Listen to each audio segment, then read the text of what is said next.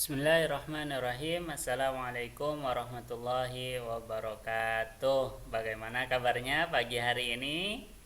Alhamdulillah luar biasa. Sehat semuanya ya. Mudah-mudahan. Amin. Bismillahirrahmanirrahim. Baik anak-anakku semuanya. Pada kesempatan kali ini kita akan memasuki subtema yang ketiga, pembelajaran pertama di tematiknya ya.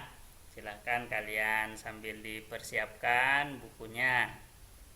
Oke, dan jangan lupa kita berdoa bersama-sama dalam hati masing-masing. Oke, baik.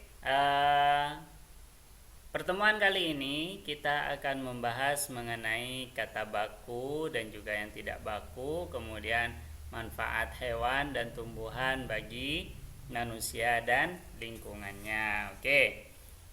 Kalian bisa buka bukunya di halaman 100 ya.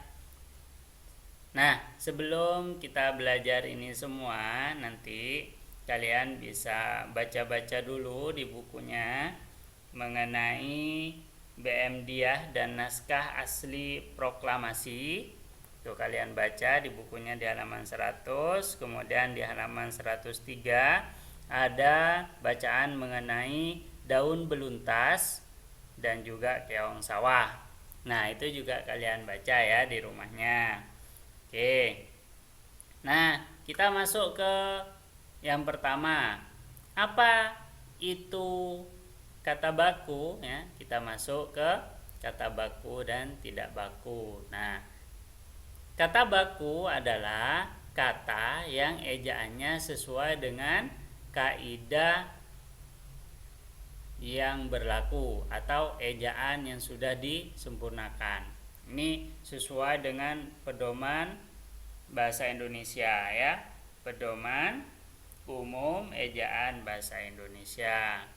Jadi tidak membuat sendiri-sendiri, sudah ada patokannya. Jadi seluruh Indonesia ketika menggunakan kata itu sama ya, penulisannya sama. Kemudian berarti kata tidak baku itu kebalikannya, kata yang ejaannya tidak sesuai dengan kaidah yang berlaku atau EYD, ejaan yang disempurnakan. Baik, sampai di sini paham? Paham ya? Oke, jadi kata baku, kata yang ejaannya sesuai dengan kaidah yang berlaku. Dan tidak baku, kebalikannya. Oke. Baik. Kalian coba dibuka di bukunya di halaman 101.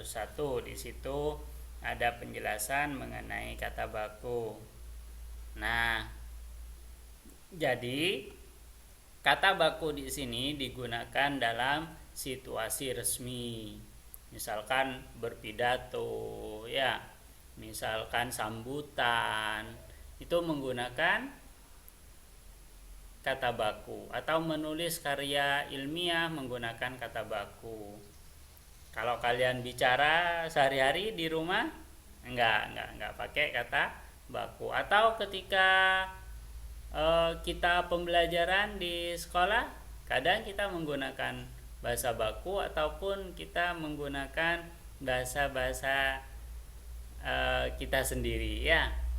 Oke. Penulisan dan pengucapan sesuai pedoman ejaan yang disempurnakan, EYD tadi ya. Nah, di sini ada contoh kata tidak baku dan contoh kata bakunya. Misalkan nasihat. Nasihat yang sering kita ucapkan ternyata itu tidak baku pengucapannya ya, nasihat. Nah, itu tidak baku. Jadi yang sesuai dengan ejaan bahasa Indonesia itu nasihat. Ya. Kemudian apotik. Nah, yuk kita beli obat ke apotik. Nah, yang benar tulisannya itu apotek. Cuman ini nggak ada n-nya yang benar, cuma. Kemudian gubuk. Ini rumah yang lusuh ya. Gubuk. Nah, tulisan yang benar itu gubuk. Kemudian jadwal. Ini yang benar jadwal. Misalkan jadwal pelajaran. Ya. Oke, sampai di sini paham? Jadi, yang sering kita ucapkan setiap hari belum tentu itu adalah kata baku yang sesuai dengan pedoman ejaan yang disempurnakan. Oke, jadi kalau misalkan kalian mau menulis di karya tulis ilmiah atau disuruh mengarang, jadi harus menggunakan kata-kata baku. Nasihat yang benar itu nasihat. Apotik yang benar itu apotik.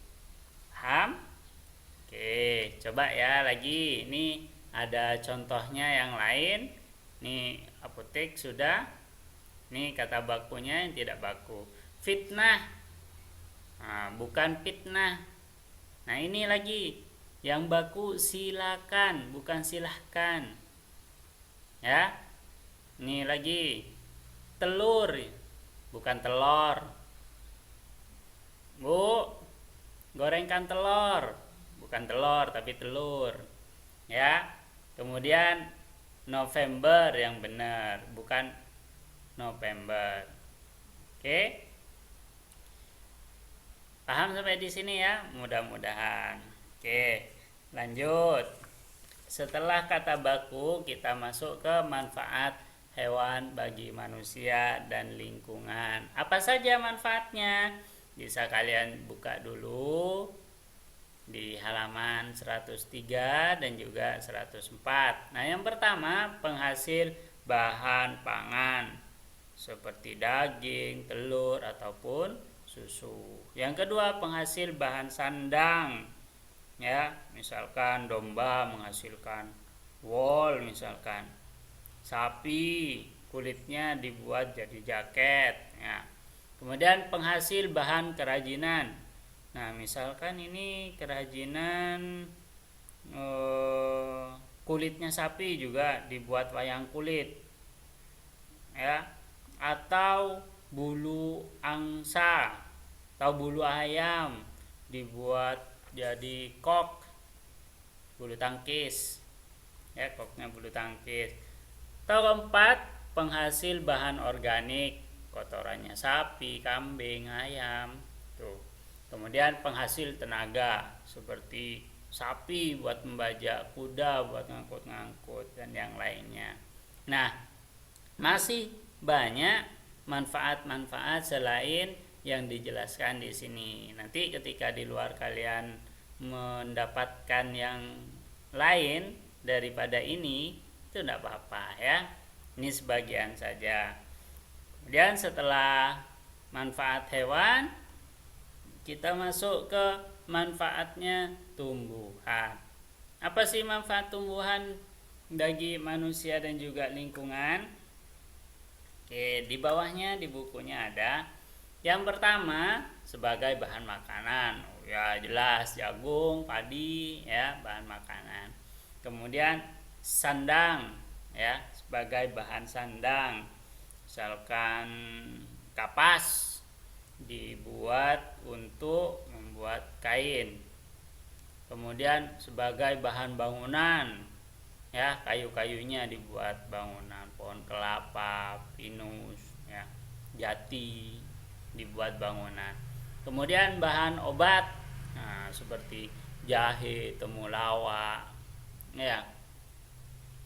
Kemudian bahan baku industri, misalkan seperti getah karetnya dan lain-lainnya. Kemudian bahan pewarna alami ya, seperti sawi, pandan, kemudian buah naga. Nah, itu bisa dibuat. Kemudian menjaga kualitas air agar jernih. Ini biasanya seperti pohon bakau ya. Oke, ini manfaat, sebagian manfaat yang bisa kita peroleh dari tumbuhan. Oke, mungkin sampai di sini dulu untuk materi kali ini.